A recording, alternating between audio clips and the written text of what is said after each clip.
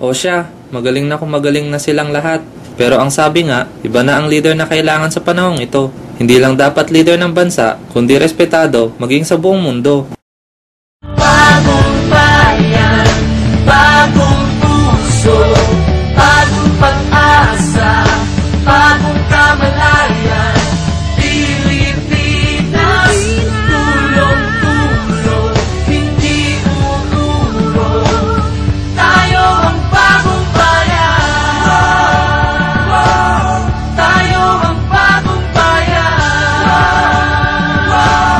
Tayo ang bagong bayan. Tayo ang bagong bayan.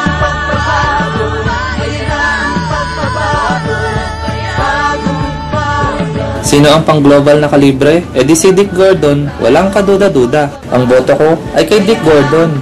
Pagbabago sa bansa, sigurado. Respeto ng mundo, garantisado.